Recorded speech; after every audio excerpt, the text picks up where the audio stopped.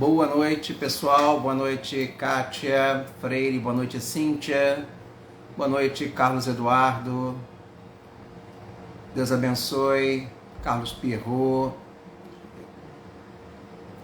Boa noite, Tereza. Dona Tereza.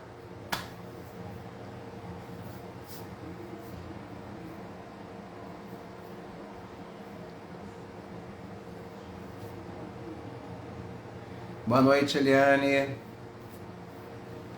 Nossa, olha, quero dizer para vocês que hoje eu saí da igreja agora quase 7 horas da noite. Não, cheguei aqui em casa quase 7 horas da noite. Graças aí ao nosso trabalho, a nossa live, as confissões, as pessoas têm buscado aí os primeiros frutos.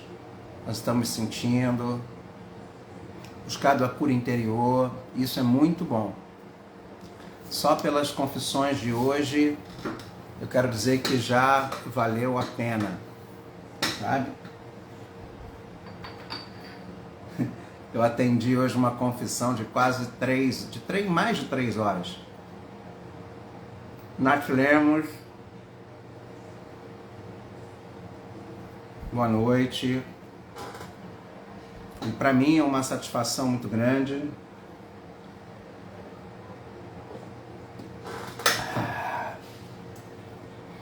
E assim, dizer que graças a Deus e ao nosso querido Padre Rufus, estamos continuando o nosso trabalho, a nossa live. Gri, boa noite. Estamos aqui. Dani. Boa noite, Valéria. Rosane, Zazá, boa noite.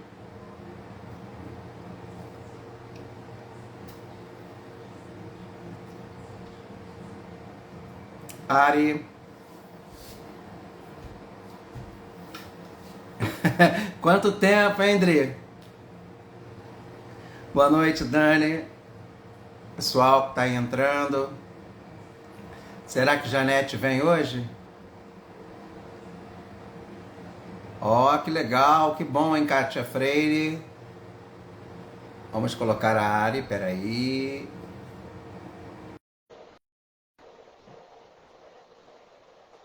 Aqui.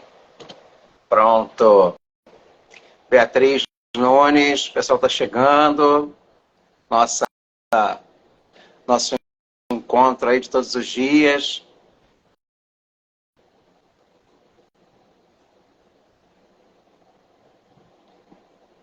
Conseguiu entrar, Ari? Peraí, deixa eu ver aqui. Opa!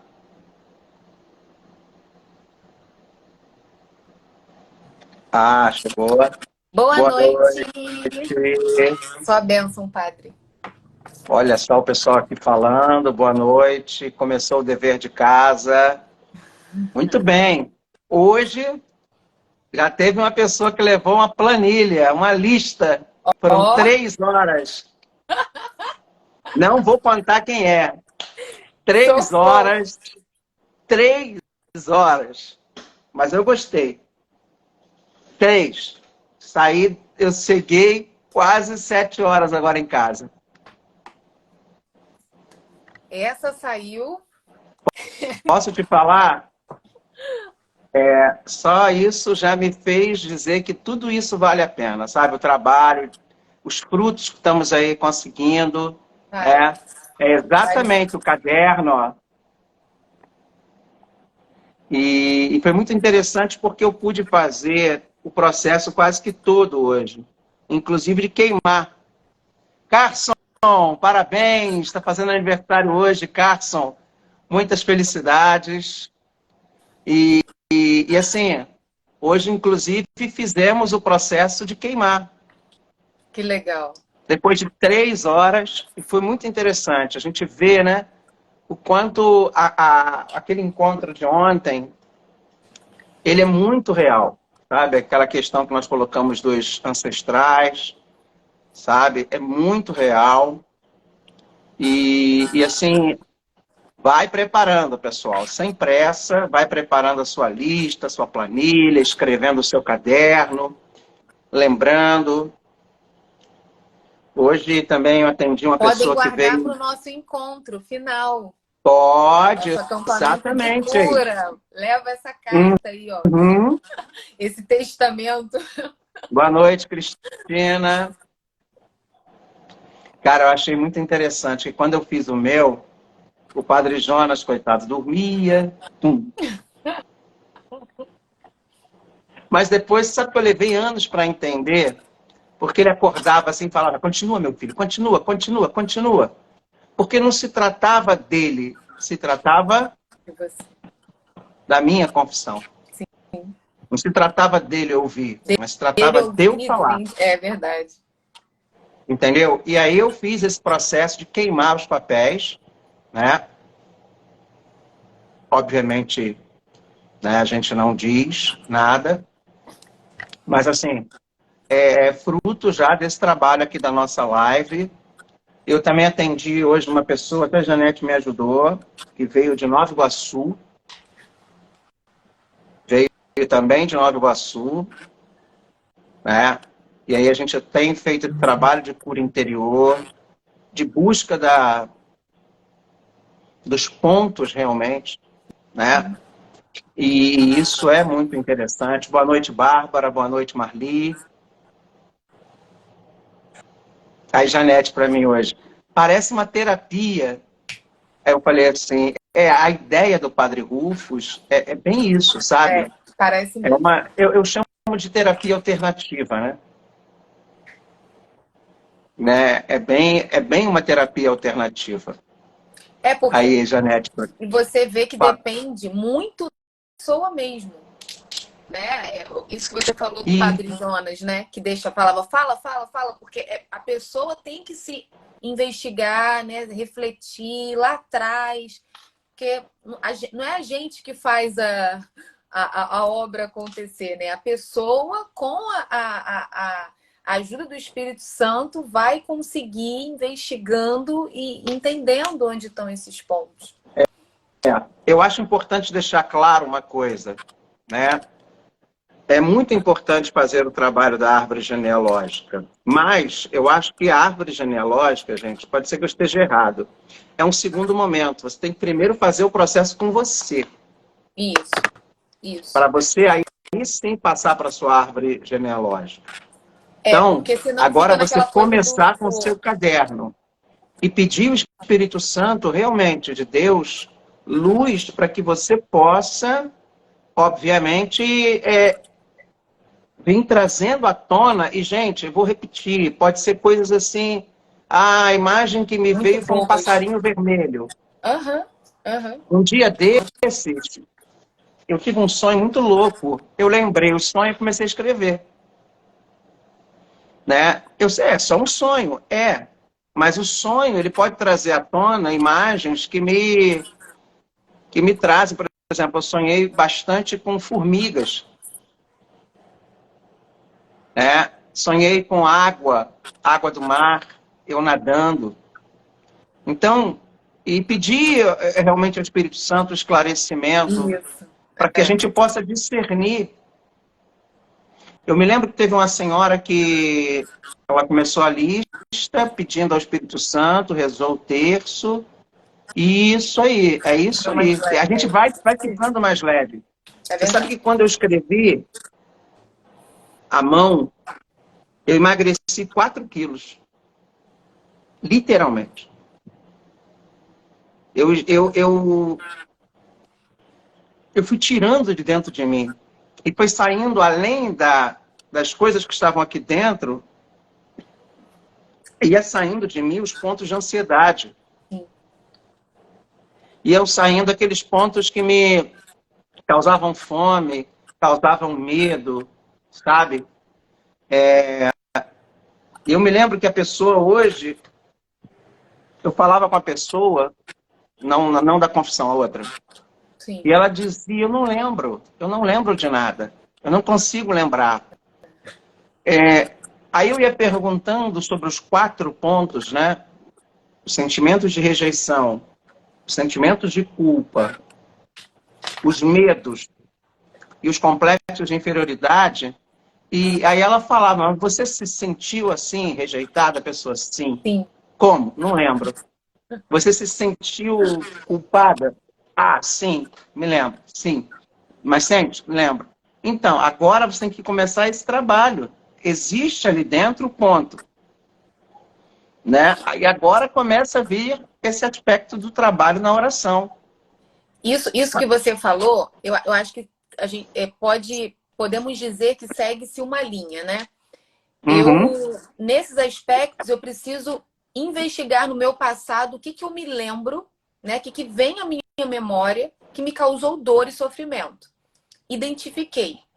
Se eu ainda percebo que há algum bloqueio, algo que acontece, eu não consigo identificar a raiz, aí a gente se aprofunda mais ainda e pode, de repente, recorrer à questão da árvore genealógica. Né? Não, Porque não. Não inicialmente... precisa nem ser a árvore genealógica. Vou dar um exemplo. Pergunta à sua mãe. Pergunta a uma pessoa, uma irmã mais velha. Pergunta a um irmão, a um avô, ou algum amigo de infância, que você tem acesso, obviamente. Ô mãe, você lembra de tal coisa na minha infância? E você também pode perguntar à sua mãe, mãe, a minha gestação foi difícil, foi fácil? Como é que foi a minha relação com meu pai lá quando eu era criança? E vai anotando, sabe? E vai anotando, vai escrevendo, porque às vezes existe aquele parente, aquela tia, que vai trazendo coisas que talvez vocês não lembrem. Você sabe que eu fiz fotos. Eu peguei as minhas fotos antigas de criança. Eu não tenho mais acesso a ninguém da minha infância e juventude. Você tem alguma foto, Kátia Freire? Você pode rezar em cima daquela foto. E aquela foto pode te remeter a alguma coisa que você escreveu. Às vezes, sabe aquelas cartinhas de criança que a gente às vezes guarda? Então, a gente tem que trazer, é quase que um trabalho de investigar. E pedir a Deus que te mostre isso. Sabe? Uhum. Isso é importante nesse processo de cura. Né? Então, agora, mas também tem o aspecto da oração. Né? É o principal, gente. É o principal. É a oração, o Espírito Santo, ele vai conduzir para encontrar as respostas necessárias. A oração que a Janete e eu estávamos fazendo hoje, no meio da oração surgiu uma questão com a mãe dessa pessoa, que essa pessoa não lembrava e na mesma hora, pum, ativou. Sim. Um dia eu atendi uma senhora que ela saiu lá da igreja e durante o caminho, os filhos que estavam com essa senhora, os parentes, lembraram de uma situação. Aí eles foram e levaram para a terapeuta e depois trouxeram para mim. E aquilo foi fundamental para o processo de cura. E naquele momento, primeiro de oração aqui na igreja, não foi lembrado, mas no caminho, então depois da live, ou no horário que você tira, vai pedindo a Deus para mostrar a vocês o que pode vir à tona. Entendeu? Vamos começar, né, Ari? Vamos. Em nome do Pai, e do Filho, e do Espírito Santo. Vinde, Espírito Santo, enchei os corações dos vossos fiéis, e acendei neles o fogo do vosso amor. Enviai o vosso Espírito, e tudo será criado, e renovareis a face da terra.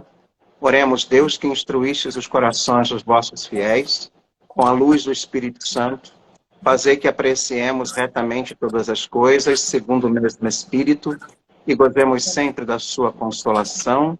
Por Cristo Senhor nosso. Amém.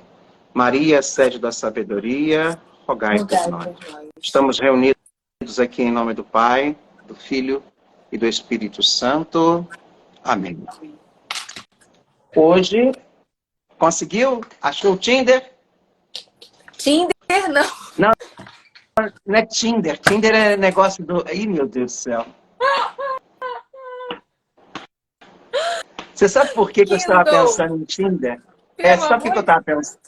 Não, eu vou te explicar, calma. O padre falando de Tinder. Não, mas é porque eu assisti um documentário do Papa Francisco. E aí, tá até no Star Plus, chamado Amém. Aí um dos jovens pergunta pro Papa, você sabe o que é Tinder? Aí você tem Tinder? Para perguntar, coisa de jovem pro Papa. Ai, gente. Aí eu fiquei com Tinder na minha cabeça. Todo mundo rindo, Senhor. Oi? Pessoal rindo. Não, gente, desculpa, né? Aliás, o que é Tinder, por favor? Eu sei que é um aplicativo de namoro. Isso, é um aplicativo que as pessoas fazem o perfil para encontrar, né? Para dar um match ali. Encontrar um parceiro, conhecer, entendeu? Mas é uma coisa mais... Pode ficar tranquilo que eu não tô no Tinder, não, tá? Não pode entrar lá que eu não tô lá. Em que A cara parte do Papa que foi engraçado. O Papa olhou assim, hã? O Tinder. Claro, ele não sabe, né? Coitado. Hoje, nós vamos começar o terceiro capítulo.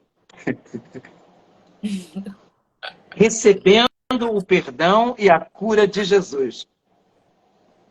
Recebendo o perdão e a cura de Jesus. Eu quero deixar claro que o coração do Padre João só pertenceu, depois da minha mãe, de Nossa Senhora, a uma única mulher, que foi o meu amor platônico da minha adolescência. Eu já escrevi sobre a história dela, então nesse ponto eu sou muito bem... Não tô não, Vitor. Não tô no Tinder. O que é Tinder? Não, Tinder é outra coisa. Tinder eu como no Natal. Prosseguimos. Mas vai que tem, né, gente lá, mas eu não tô não, tá?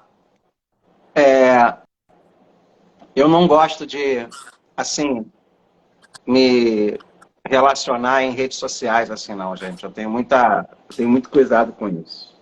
Mas vamos começar, então, o terceiro capítulo. Depois a gente até volta à questão aqui das curas das feridas dos nossos corações.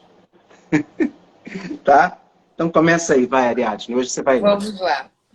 Recebendo o perdão e a cura de Jesus.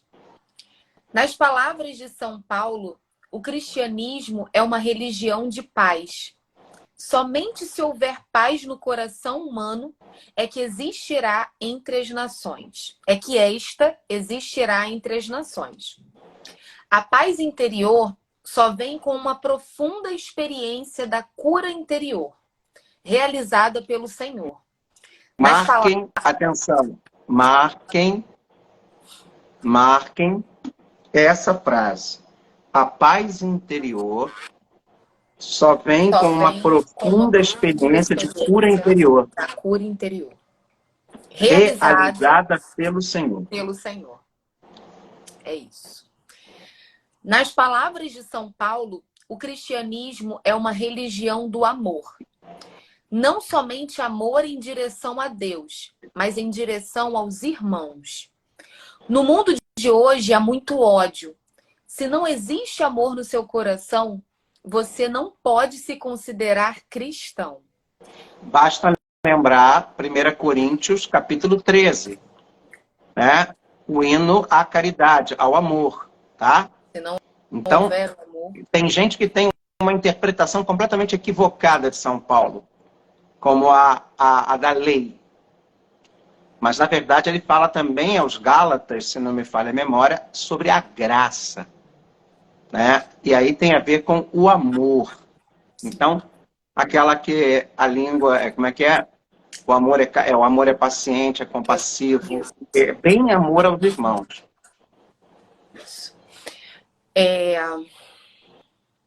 O cristianismo é a religião da alegria. o Senhor quer evangelizar por meio da alegria no nosso coração e no nosso rosto. Só um instantinho, Ari. Duas observações. A primeira é do filme, lembra? Que o padre pergunta, lembra? Você sabe contar piada? O diabo detesta piada. Odeia. Odeia Odeia, piada. Né? E segundo, falar isso aqui hoje é uma coisa até parece estranha, porque a gente tem visto tantos católicos aí tão rigoristas, tão quase que mal-humorados, né? Que estão aí falando e até colocando pessoas no inferno, que contrastam com isso aqui, que quem está falando aqui, gente, não sou eu e nem Ariadne, é o padre Rufus, vice-presidente da Associação Internacional dos Exorcistas. Um grande pregador e homem de cura e libertação na renovação carismática mundial. Então, o cristianismo é a religião da alegria, do bom humor, e não daquele rigorismo triste, sabe? Daquela cara emburrada. Não. É porque a minha realidade pode não ser a que eu acredito, a que a minha religião, né, prega ser a ideal. Mas ainda assim eu sou cristão, então eu preciso exercer a minha fé com alegria e com amor, senão não tem sentido. Porque se meu estado de espírito é de acordo com a realidade, com o que o mundo apresenta para mim, eu me perco nesse caminho, né? Eu entro num movimento de tudo tem que estar de acordo com aquilo que eu espero para eu ficar bem. E não pode ser assim. Isso que é o mais difícil. É a gente ver as coisas acontecendo, coisas às vezes absurdas, né, para nossa fé, para os nossos olhos, mas ainda assim manter a alegria, o amor e a esperança. Um exemplo muito claro que arrastava multidões. Quem foi o grande arauto, o grande pregador da alegria? Quem? Que levava multidões à canção nova e que influenciou até pastores evangélicos hoje. O nosso querido e saudoso Padre Léo. Padre Léo, isso. O Padre Léo, ele falava de cura, falava de libertação com alegria, contando piada, com bom humor, e aquilo atraía as pessoas, aquilo curava. Fazer as pessoas rirem é muito importante. Quantas e quantas pessoas iam lá para ver aquele pregador engraçado? Quando eu vejo aquele pastor, como é que é o nome dele? Que faz também, que imita, Cláudio Duarte, ele fala, eu segui o Padre Léo. O Padre Léo, ele fala com uma alegria, e ele falava coisas muito sérias, mas com alegria, você saía rindo. E aquele riso dele, aquela alegria, aquelas piadas, eu queria saber contar piadas como o Padre Léo. Sabe, aquele jeito matuto lá do biguá, que ele falava, né? Então, assim, isso aqui, o Padre Léo é um grande exemplo. Se não existe amor no seu coração, se não existe alegria, não travou, não. Você não pode ser chamado de cristão. E padre, continua. Deixa eu fazer só uma observação. Isso é um exemplo de como Deus nos faz únicos. E a gente precisa confiar naquilo que nós somos, né? Nas nossas características também. Porque você coloca o Padre Léo, que pregava com humor e que as pessoas se curavam através da pregação dele. Você pega o Padre Fábio de Mello, que tem um dom de palavras assim, incontestável. As pessoas também se curam através da pregação dele. Então, que a gente entenda que não há uma receita de bolo perfeita. Eu preciso seguir, eu preciso ser assim, eu preciso falar bonito. Não. Cada um tem o seu dom. E precisa confiar naquilo. Eu gosto daquele Padre Patrick que fazia. Ele que praticamente lançou o TikTok, né? Ele era muito engraçado. Muito. Sabe? Assim, ele também ficou doente, tá, gente? Não pense vocês, não. Mas que a gente não possa perder a nossa alegria. É isso. Vai, o cristianismo é a religião da alegria. O Senhor quer evangelizar por meio da alegria no nosso coração e no nosso rosto. Portanto, em cada igreja do Brasil, a celebração eucarística do domingo precisa ser uma celebração de alegria, que só vai acontecer se houver paz e amor no coração e nos relacionamentos daqueles que dela participam. Quando lemos os evangelhos, percebemos que Jesus veio para fazer principalmente duas coisas: tirar-nos do pecado, nos curando física e emocionalmente, e livrar-nos do poder de Satanás. E para nos dar uma paz que o mundo não consegue dar, um poder que somente Deus pode oferecer, uma vida nova que só pode vir do Espírito Santo. Vou repetir isso aqui. Jesus veio para fazer principalmente duas coisas: tirar-nos do pecado, nos curando física e emocionalmente, e livrar-nos do poder de Satanás. E para nos dar uma paz que o mundo não consegue dar. Um poder que somente Deus pode oferecer. Uma vida nova que só pode vir do Espírito Santo. Temos Deus como nosso Pai, que deseja que sejamos perfeitos e santos. Ele está sempre pronto a nos perdoar, se andarmos por caminhos errados. Deus tem mais sede de nos perdoar do que nós de pedirmos perdão. Lembra daquela frase que o Papa Francisco sempre repetia aqui em 2013, na Jornada Mundial da Juventude? Deus não nos cansa de perdoar. Somos nós que não pedimos perdão. E nessa entrevista que o Papa fala no Tinder, lá, o Amém, ele sempre fala isso, nessa alegria. Sabe, o documento de Aparecida do CELAM, ele fala que nós devemos ser alegres discípulos missionários. Alegres. A alegria é fundamental. O fato de eu ser uma pessoa alegre não significa que eu não tenha tristezas, dificuldades e dramas. Mas eu não me deixo contaminar por elas. Sim. Eu não perco o meu humor. Sabe? Eu não perco aquela alegria enquanto temperamento mesmo, sabe? A gente pode falar coisas muito sérias de maneira alegre. A gente não precisa ser sério, carrancudo, né? A gente pode colocar esse sorriso no rosto. E isso é muito importante. Quando ele fala que Deus deseja que sejamos perfeitos e santos, ele está explicando como. Através do amor. Um amor que faz o quê? Está sempre pronto a perdoar.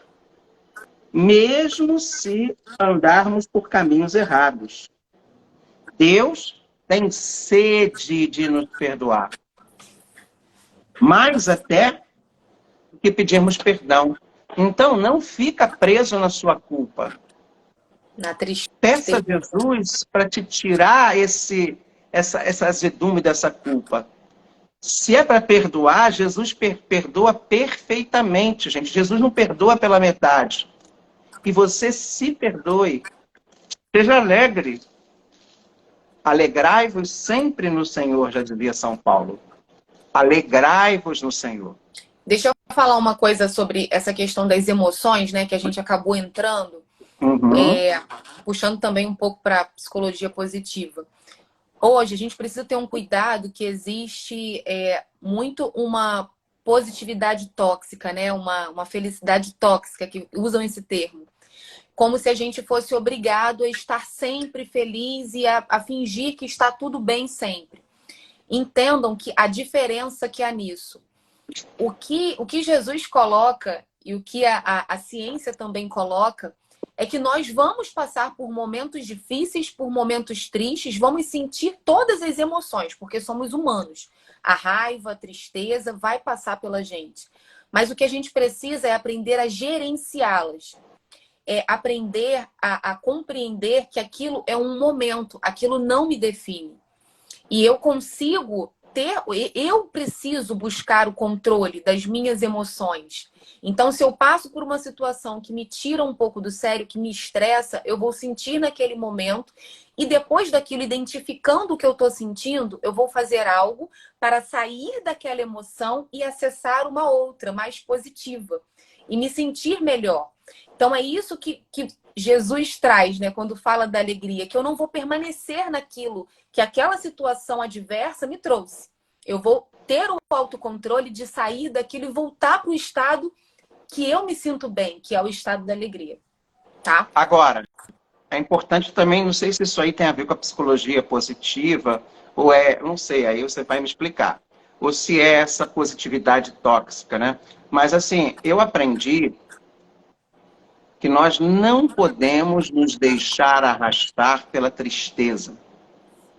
Total. Nós não podemos, o mundo está botando a gente para baixo. Sim. E a gente não pode, e às vezes é um esforço mesmo, estar alegre mesmo tendo situações de chorar e tristeza. É óbvio que você vai chorar, Sim. né? No É seu porque tem, quarto. isso, é porque tem acontecido um movimento com essa questão da felicidade, do bem-estar, que está se falando mais agora sobre isso, né? Focando mais, que as pessoas estão tentando assim omitir as emoções, entendeu? Colocando como se fosse errado e algo negativo você experimentar as emoções de valência negativa, mas é humano, é do ser humano que a gente vai passar por essas situações. Mas o que acontece em um momento difícil na minha vida não define que naquele momento eu preciso passar por ele todo com tristeza, arrastando bolas de ferro, sabe?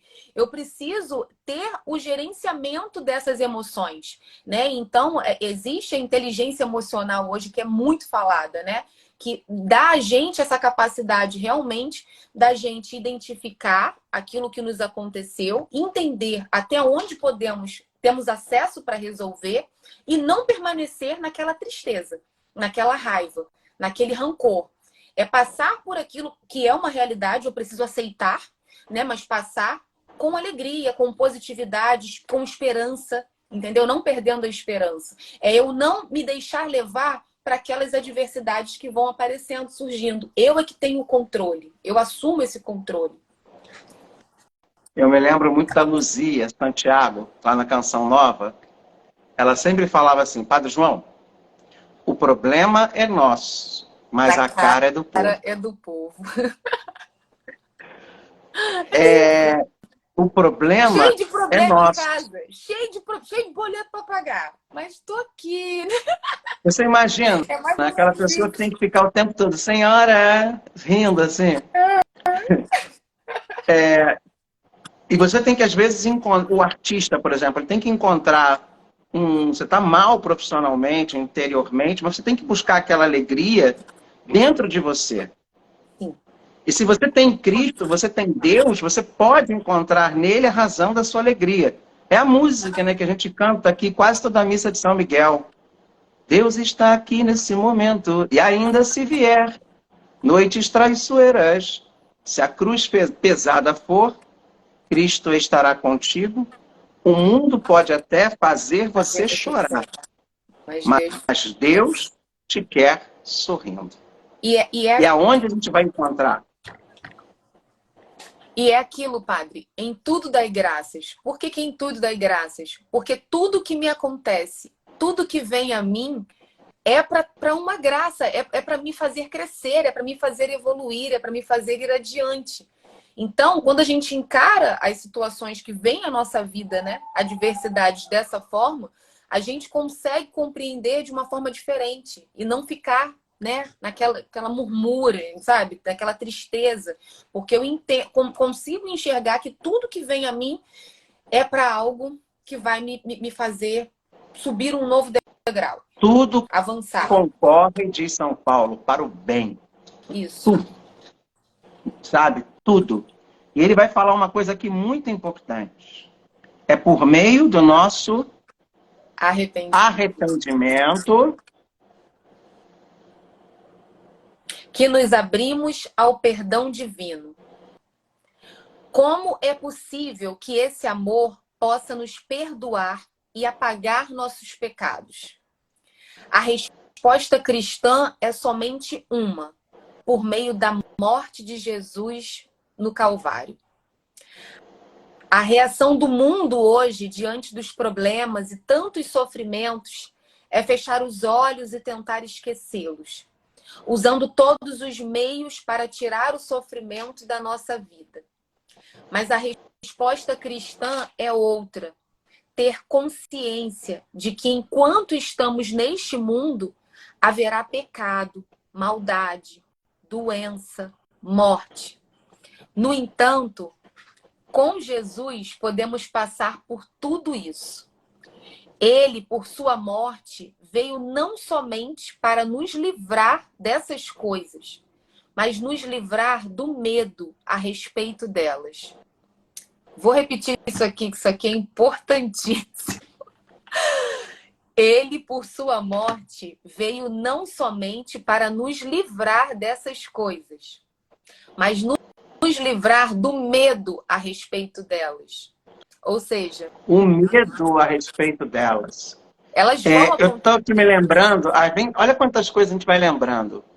Eu me lembrei de um artigo que o Miguel Falabella, lá nos anos 90, escreveu, onde ele tinha uma coluna, acho que era no Globo, na época, falando dos escravos da alegria, que eram aquelas pessoas que iam atrás dos trios elétricos, das micaretas, das festas, dos eventos, para fazer o quê? Anestesiar a sua dor.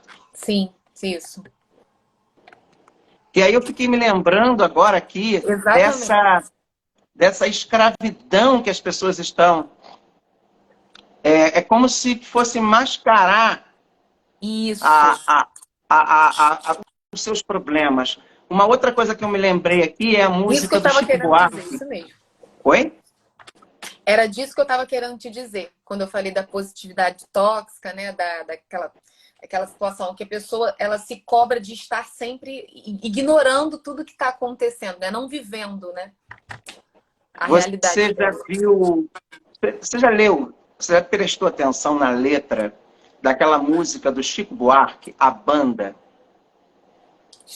Estava à toa na vida. Eu estava à toa na vida e o meu amor me chamou para ver a banda passar cantando coisas de amor. Aí a letra fala o quê? De uma banda que entra na cidade, faz a cidade ficar alegre. O faroleiro que estava parou. Só que no final da história a banda vai embora e aquela tristeza ela volta. Porque a banda, ela não dá àquelas pessoas o nexo daquilo que é o sentido do sofrimento, da dificuldade, e que isso tem uma capacidade de se transformar a partir da conexão que a gente faz das nossas decepções e tristezas com o sentido, por exemplo, do sofrimento, do arrependimento. Isso mesmo. Não toca nos nossos medos. Isso. Não, a banda não toca nos nossos... Aí as pessoas vivem de quê? De banda em banda. Isso. Mas, na verdade, a banda vai embora, elas voltam àquilo. Eu me lembro quando eu estudava na PUC, as meninas chegavam, iam para as festas, ficavam doidonas na época, né? Estou falando dos anos 90, tá, gente?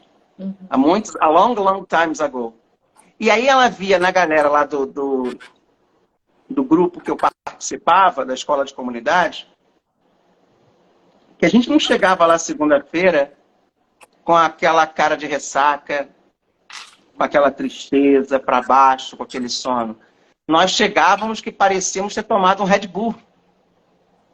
Com um ânimo, com uma alegria, e chega um determinado momento que eles perguntavam, mas como é que vocês conseguem, sem às vezes ir numa noitada, sem tomar alguma substância, e manter essa alegria? Qual é a razão dessa alegria? Era uma conexão que a gente fazia através desse grupo que nós tínhamos com o quê? Exatamente com o sentido. Sentido. Que é o perdão, que é o quê? O amor, a experiência do amor de Deus, que é a experiência dessa alegria que vinha da experiência do perdão, de buscar aquilo que saciava realmente a nossa alma. Eu vou te dizer, vou ser mais profunda aqui agora. Há uma diferença no que vocês sentiam naquele período e do que ela sentia. Ela sentia a alegria, a emoção da alegria quando ela estava lá no final de semana dela, na noitada, curtindo, a alegria no pico. Agora, quando vocês, por ser algo baseado no sentido, por ser algo profundo, vocês sentiam felicidade. Então, era por isso que vocês conseguiam ser alegres constantemente. Aliás, tem duas palavras que traduzem isso, né? A palavra grega para alegria, na verdade, são duas. Letícia, que é essa alegria, né, que eu tenho lá, né, atravessando a Marquês de Sapucaí, mas depois que chegava lá na... Eu vou usar isso, gente, isso é só um exemplo, tá? Uma metáfora. E quando você chegava na Praça da Apoteose, se apagavam as luzes, se paravam-se os instrumentos, as pessoas ficavam tristes. E existe a outra palavra grega para alegria, que é a palavra que é aquela alegria que continua, a gaudium. Então, o gaudium é essa alegria interna que brota desse sentido. Então, quando ele fala que o cristianismo é uma religião da alegria, é a religião do gaudium, dessa experiência interna, de mesmo você vendo que as luzes se apagam, as músicas terminam, a bebida, a cerveja acaba, você tem ali o quê? Aquela alegria dentro de você. É também o hedonismo e a eudaimonia. Hedonismo que vem pelo prazer. E a eudaimonia que vem pelo sentido, por aquela questão da existência, do ser. Ah, é muito lindo, gente. Vamos continuar, que senão... De você saber o que é você. Exatamente. De você saber quem é você, da onde você veio, para onde você for. E isso é fundamental para um processo de cura interior. Vamos continuar, vai. É muito bom mesmo. Mas nos livrar do medo a respeito delas. Portanto, a resposta cristã é a cruz. A Eucaristia é a celebração diária do mistério pascal, a morte e a ressurreição de Jesus. Uma das histórias mais bonitas na Bíblia é um fato especial na paixão de Jesus. Havia um prisioneiro na cadeia que estava condenado à morte. Um dia, o carcereiro abriu a porta do cárcere e disse: "Você está livre." O prisioneiro não acreditava no que estava ouvindo e perguntou: "Mas por que eu estou sendo liberto? Sei que cometi crimes terríveis e que mereço morrer por causa deles. Diga-me, o que está acontecendo?" O carcereiro falou: "Venha, eu vou lhe contar." Levou-o para as ruas e apontou uma colina à distância e lhe disse: "Você está vendo aquela colina? Naquela colina, aquelas 3 cruzes? A cruz no centro foi construída para você." O criminoso perguntou: "Então, o que aconteceu?" O carcereiro respondeu: "Alguém tomou o seu lugar naquela cruz." Quando Jesus estava para ser condenado à morte, Pilatos tentou salvá-lo de todos os modos que sabia que era porque sabia que era um inocente. Ele teve uma ideia. No tempo da Páscoa, os judeus tinham o privilégio de escolher um prisioneiro para libertar. Pilatos pensou: "Sei que tenho na cadeia o pior prisioneiro que já tive, Barrabás. Vou trazê-lo diante do povo e dizer-lhes que escolham em quem eles desejam libertar. Pilatos tinha certeza que ninguém iria querer que Barrabás fosse liberto. Barrabás era um ladrão conhecido de todos, como diz a Bíblia. Tinha assassinado muitas pessoas. Era como Hitler, ou pior, talvez como Stalin, ou como Milosevic. Stalin e Milosevic. É assim. Milosevic foi um Eu não conheço. Foi o chefe da antiga Iugoslávia que criou que fez um genocídio na guerra da Bósnia, nos anos 90. Ninguém desejaria que ele fosse liberto. Pôncio certeza de que todos iriam escolher Jesus por causa das muitas curas que havia realizado. Mas ele não sabia que as multidões podem se enganar.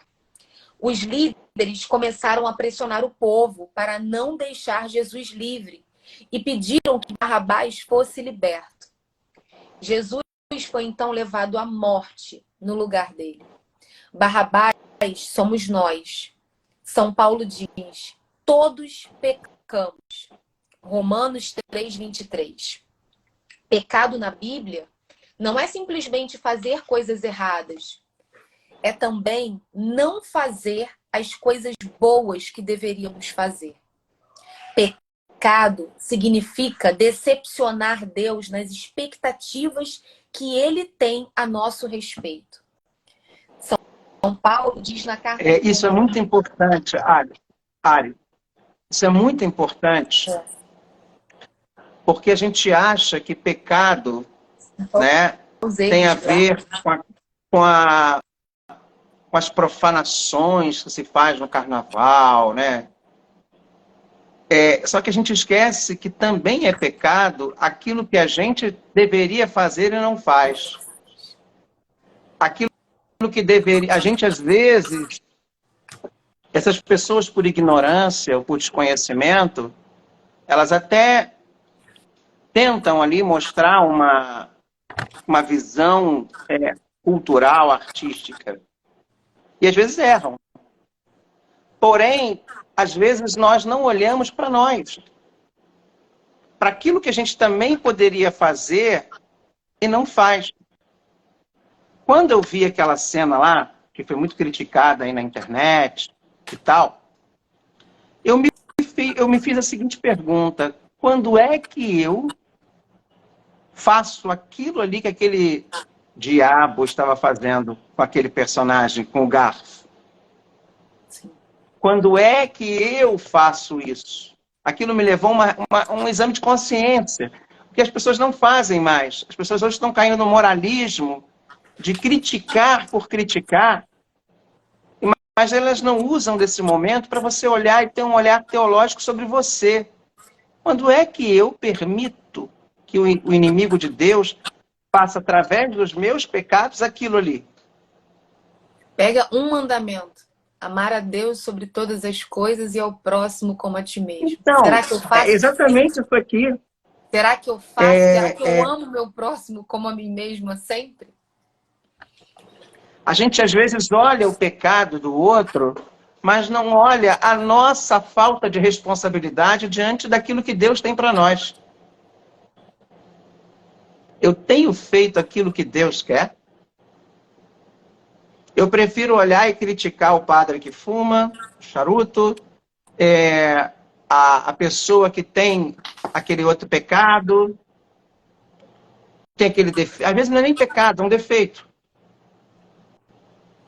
Mas eu não olho para ele e vejo como eu tenho agido naquela coisa. As nossas Sabe? A gente não tem feito. Né? A gente está caindo no moralismo acusativo, sabe? Nós estamos virando acusadores, patrulheiros de pecados alheios e não usando os defeitos, os erros, as dificuldades do outro, que todos nós temos, para fazer um exame de consciência para nós. Sim. E Jesus o tempo todo fala isso. Para de olhar para o cisco do olho do seu irmão e olha para a trave do seu. Então, quando ele fala aqui exatamente isso.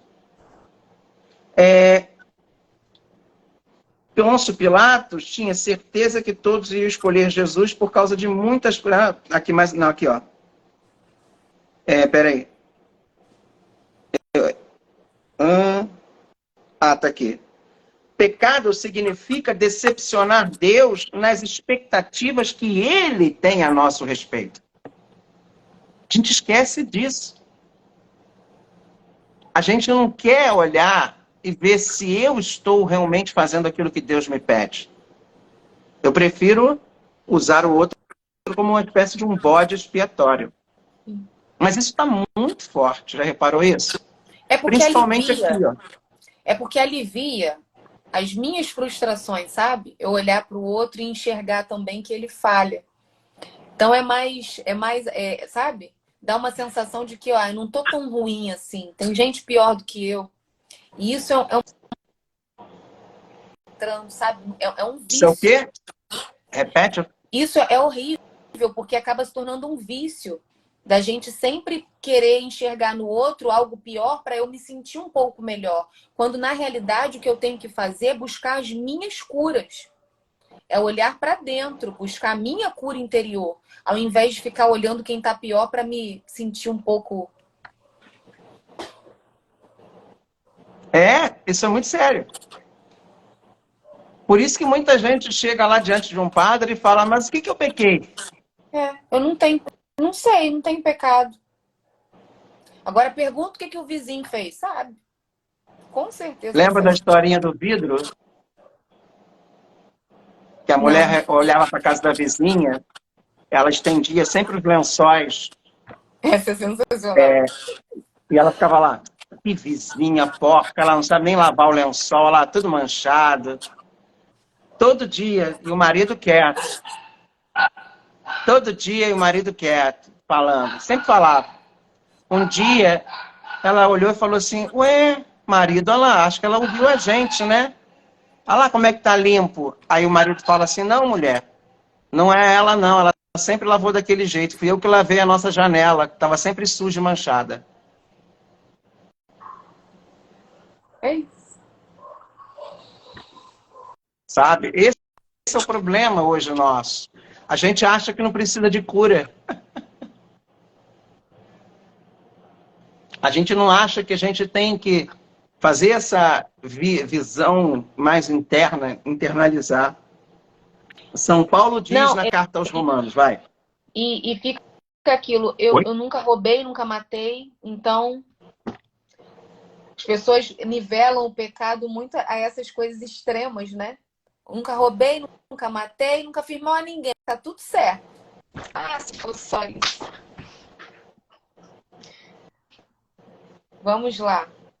São Paulo diz na carta aos Romanos: você acha que o seu julgamento é melhor do que o dos pagãos? Não. Não é tanto.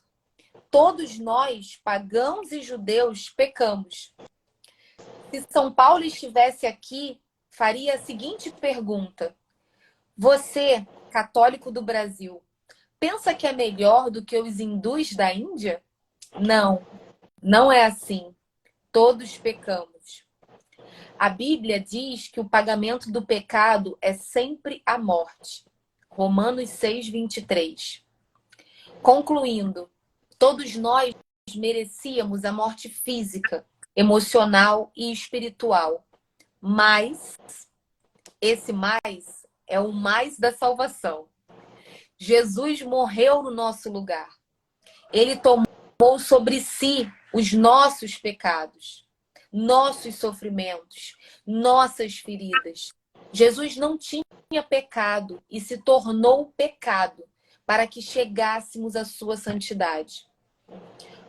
Porque Jesus morreu em nosso lugar, não precisamos mais morrer. Este é o significado cristão de salvação. O que significa Jesus? salvação? Deixa Fala, vai. Eu queria só... Eu colocaria aqui, eu não sei como é que é a tradução do livro. Eu não falo que Jesus se tornou pecado. Né? Eu entendi. Jesus se tornou pecador sem pecado. Sacrifício, né? Sem ser, ele tomou para si a alcunha do nosso pecado.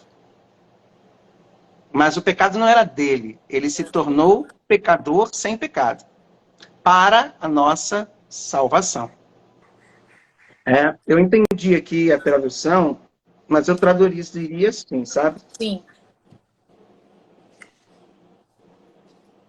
Peraí, deixa eu me Continuar. ajudar.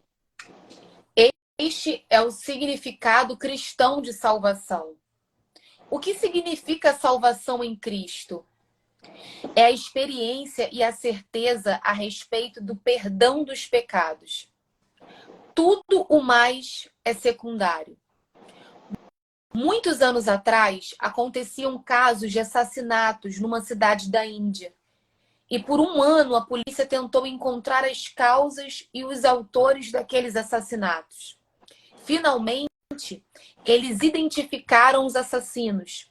Eram 4 jovens de famílias hindus muito boas e ricas. No processo do julgamento deles, o juiz disse: é um caso em que eu tenho o prazer de levar até o final, até a execução. Toda a Índia estava sentindo uma grande aversão àqueles 4 assassinos, pois eles mataram mais de 10 pessoas inocentes, somente pelo prazer de matar e saber que a polícia nunca iria pegá-los. O líder dessa quadrilha, quando ouviu a sentença de condenação, só deu um sorriso cínico. Ele foi preso e as pessoas mandavam-lhe livros para ler. Um grupo carismático daquela cidade enviou para ele a Bíblia e livros cristãos. Num primeiro momento, o rapaz pegou aqueles livros e deixou-os de lado. Mas como não tinha o que fazer, começou a ler. Ele escreveu a sua mãe: Mãe, o único livro que eu leio agora é a Sagrada Escritura.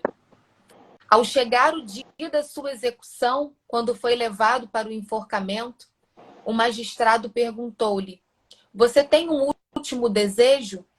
Ele disse: Sim, eu gostaria de ler a Sagrada Escritura. Abriu a Bíblia no Evangelho de São Lucas, capítulo 20, em que havia uma história estranha de 2 criminosos sendo crucificados junto com Jesus Cristo. Eu queria saber por que a história tão bela da paixão de Jesus trouxe a presença de nomes como Barrabás e a menção desses 2 criminosos. De fato, o Evangelho diz que juntamente com Jesus foram crucificados 2 outros criminosos, como se ele também fosse um criminoso. Jesus estava elevado na cruz, enquanto os sacerdotes e fariseus começaram a ridicularizá-lo, dizendo: Se és o Filho de Deus, desça da cruz e nós creremos em ti. Lucas 23, 37.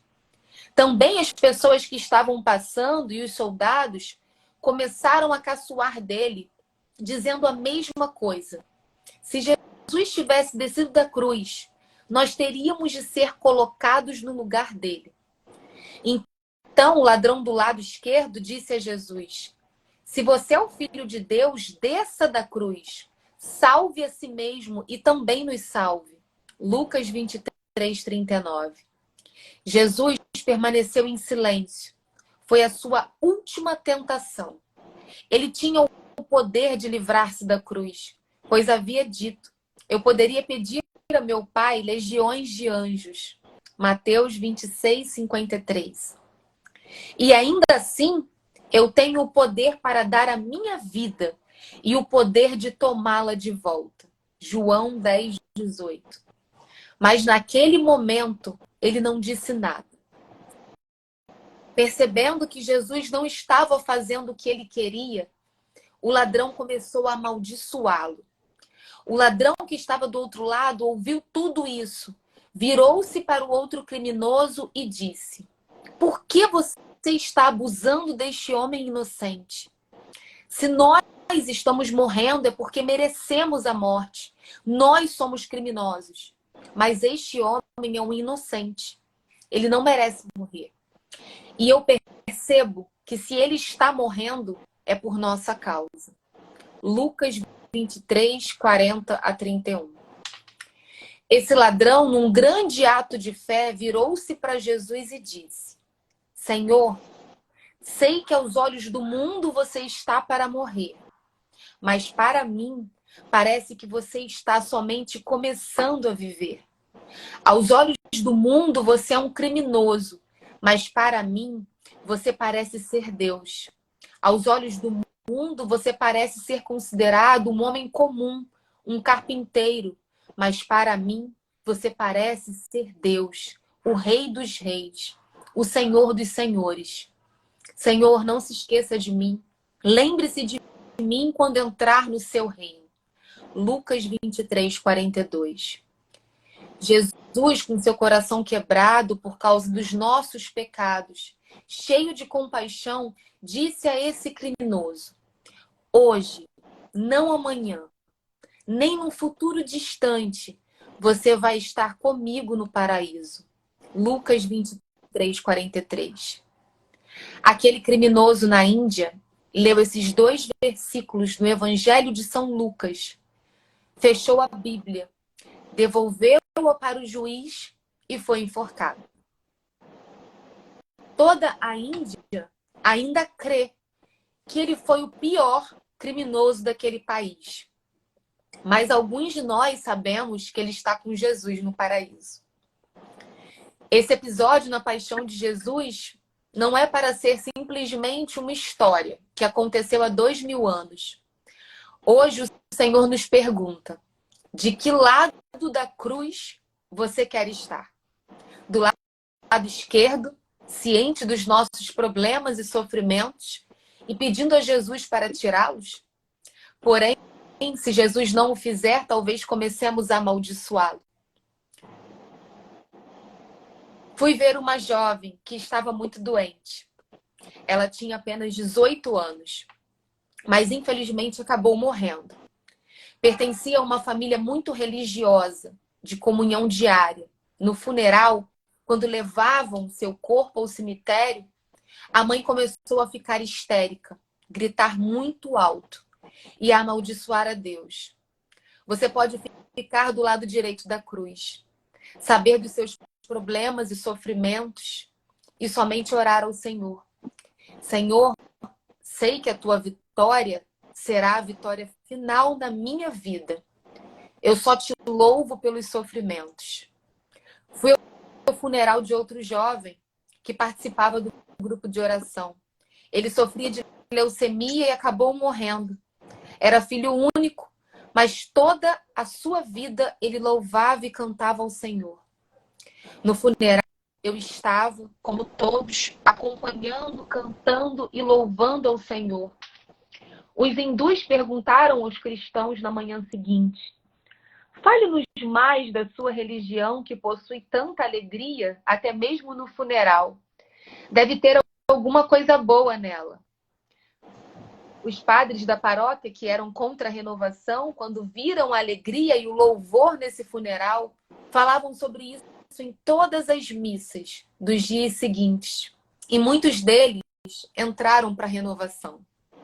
Onde você prefere estar?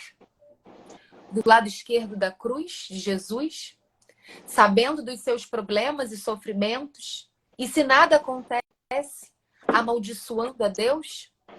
Ou prefere estar do lado direito, conhecendo os seus sofrimentos e problemas e louvando ao Senhor? Quando louvo ao Senhor, meus problemas tornam-se menores e Deus torna-se maior. Escolha qual o melhor lugar. Lembre-se daquilo que eu sempre falo aqui nas missas de São Miguel. Nós não estamos aqui para mostrar para Deus o tamanho do nosso problema. Nós estamos aqui para mostrar para o nosso problema o tamanho do nosso Deus. Qual lado da cruz você quer ficar? Qual?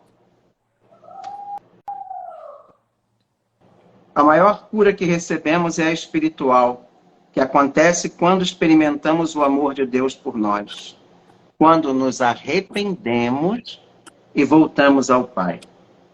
Jesus veio para curar o nosso coração e nosso passado. Veio para curar a nossa história de família, quando estávamos no ventre da nossa mãe, na nossa infância. Alguns anos atrás, eu estava dando um retiro para irmãs. A madre superiora de toda a congregação trouxe uma senhora com um bebê para que eu orasse. A madre disse que desde o seu nascimento aquele bebê não tinha dormido. Ele tinha 4 meses e ficava chorando e resmungando dia e noite, se contorcendo todo. Tinham levado aquele bebê a muitos médicos, pediatras e até psiquiatras, mas sem sucesso. Então oramos pelo bebê. Houve um pouco de melhora e o bebê começou a dormir 1 hora por dia.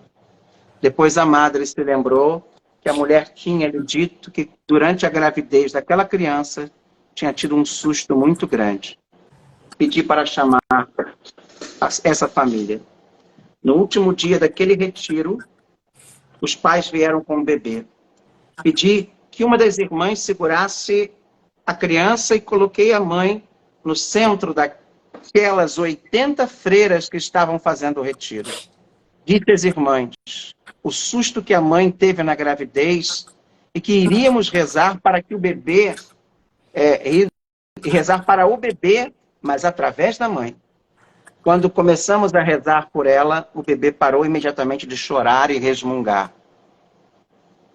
Continuamos a rezar e o bebê caiu num sono profundo. Durante as 2 horas do encontro de oração, em meio a cantos, palmas e louvores.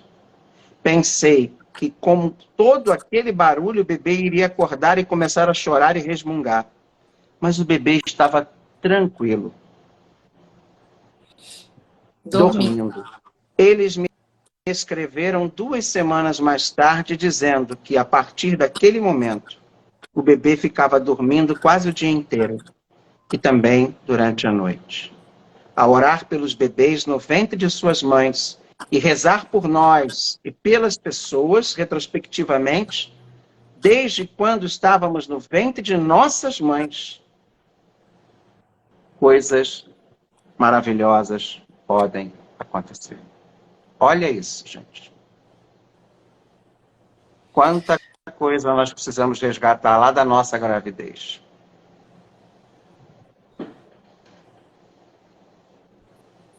Acho bom a gente parar por aqui, né? Amanhã a gente retoma. Alguém está chorando aí, né? De emoção? Eu, para variar. Gente. Veja como a palavra, ela traz a própria cura para nós. E a gente vai entrando nessa trajetória de autoconhecimento da nossa própria história. E olha como Jesus, ele está aqui, ó, caminhando com a gente, trazendo à tona, mesmo nessa leitura comentada que estamos fazendo, todo esse processo. Vamos rezar com amor e com confiança a oração que o Senhor Jesus nos ensinou. Pai nosso, que estás nos céus, santificado seja o vosso nome. Venha a nós o vosso reino, seja feita a vossa vontade, assim na terra como no céu. O pão nosso de cada dia nos dai hoje, perdoai as nossas ofensas, assim como nós perdoamos a quem nos tem ofendido. E não nos deixeis cair em tentação, mas livrai-nos do mal. Amém. Ó, de que lado da cruz você quer ficar? Dependendo do ponto de vista, né? O lado direito de quem vê, o lado esquerdo de quem está aqui segurando. E o lado esquerdo... Mas de que lado? De qual daqueles ladrões você quer ficar? O Senhor esteja convosco. Ele está. Abençoe-vos o Deus que é todo-poderoso. Pai, Filho e Espírito Santo. Amém. Amém. Boa noite e ó, até amanhã, 8 horas. Eu tenho certeza que nós vamos trazer ainda mais coisas que o Padre Rufus vai trazendo à tona para a gente. Com certeza. Queria agradecer a Malu, que está aqui, ó. Malu, que trouxe para mim um estandarte lindo lá de Garabandal, de Nossa Senhora de Garabandal, da Espanha. E eu queria agradecer, vai ficar lá na igreja. É uma das aparições de Nossa Senhora que eu mais gosto, tá? E boa noite, gente. Até amanhã. Gente. Fiquem com Até amanhã. Deus. Fiquem com Deus. E, ó, repassem para os seus amigos, tá? Repassem. Se vocês estão gostando, divulguem esse trabalho que estamos fazendo. Fiquem com Deus.